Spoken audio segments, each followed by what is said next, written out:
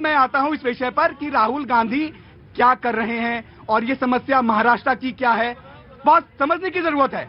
महाराष्ट्र में जब ये कहते हैं कि अजीत पवार एनडीए में शामिल हो गए तो क्या साफ हो गए, तो यह कल जब वो ज्वाइन नहीं किए थे एनडीए तब यह क्या कह रहे थे इनको सजा दे दो।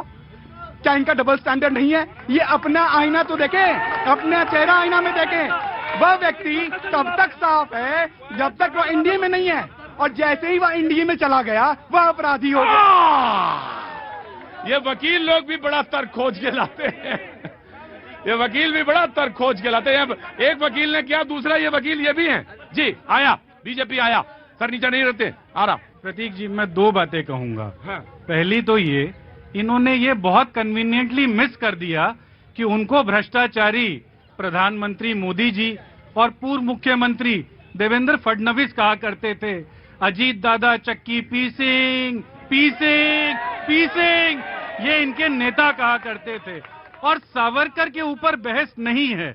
मैं सावरकर के बारे में आपको कुछ बातें बता सकता हूं, लेकिन बहस नहीं है, क्योंकि वो बामशक्कत जेल करते थे। वो सुपरिटेंडेंट के प्यादे का काम भी करते थे। और उन्होंने, सुनिए सर, ये कहना अपमानजनक है। आज हाई कोर्ट ने, सर इनमें एक बात बता देना चाहता हूँ। मैंने सावरकर में, मैंने इंटरवेंशन इसलिए किया कि सावरकर में आपने बोला, मैं दे दूंगा। नीरज, शब्द मैं मुझे क्लैरिफाई करने, नीरज मुझे क्लैरिफाई करने दीजिए। प्यादा शब्द मैं अपनी डिबेट से हटाता हूं। Now you please complete. बिल्कुल हटाता हूं, बिल्कुल ठीक है, और स्ट्रिक्टली हटाता हूं। जी प्रतीक जी, सावरकर के ऊपर बहस नहीं है, लेकिन ये मैंने मान लिया था। उनके बारे में पहली बात, कोई व्यक्तिगत टिप्पणी मत करिए, आपको जब उसी ने मुद्दे पे बामशक्कत जेल में थे तो जेल में वो क्या काम करते थे ये जनता समझदार है, पढ़ लेगी और पता कर लेगी। दूसरी बात, इस देश की जनता से सिर्फ एक सवाल है, सावरकर की बहस में फंस के क्या आप वो 160 रुपए का टमाटर खरीदेंगे?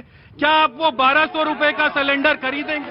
क्या इस देश में 500 रुपए का घी खरीदेंगे? आप सावरकर की बहस में लगे रहिए और आपको लूटने का काम ये लोग करते रहेंगे। नीरज, आखिरी वाला हिस्सा जो है, जो आपने आखिरी हिस्सा बोला, अच्छा बोला, बहुत अच्छा बोला, मैंने उसको एक्सेप्ट किया। वो डिबेट में कंस्ट्रक्टिव अप्रोच रखता है।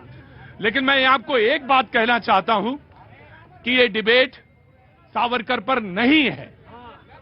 बिल्कुल बिल्कुल मैं आ जाऊंगा, आपसे क्लैरिफिकेशन आपको जरूर देना होगा, सावरकर पे आप दे दीजिएगा। लेकिन मैं एक बात कहना चाहता हूं कि किसी से कह दो कि साधारण जेल है, आधा वहीं मर जाता है, वो आधा तो वो वहीं मर जाता है।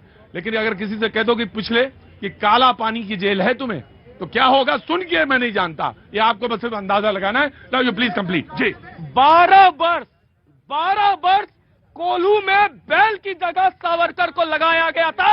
अंग्रेज डरते थे, और किस लिए डरते थे और कांग्रेसी क्यों विरोध करते हैं, मैं तर्क देता हूं।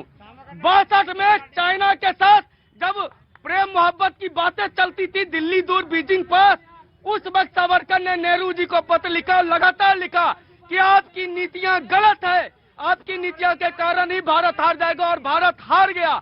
वहां से नेहरू को एक्सपोज किए थे। और एक बात और, इस हिंदुस्तान ने आजादी के बाद से केवल और केवल 2 ही युद्ध हारा। दोनों युद्ध में सावरकर इनको कहते रहे आप गलत जा रहे हो। पहला युद्ध पीओके बना, दूसरा चाइना से हारे, दोनों में सेना जीती, नेहरू जी का नेतृत्व हारा, और दोनों समय सावरकर इनको एक्सपोज करते रहे। विरोध यहां नहीं है, ये तो हो सकता है, ये एक लॉजिकल बात है। विरोध इनका यह है कि सावरकर हिंदुत्व की व्याख्या करते हैं और वहां पे विरोध खड़ा होता है, ऑफ कोर्स। लेकिन सावरकर पे डिबेट नहीं है। डिबेट और ये है कि मोदी जी कहते हैं जो डर गए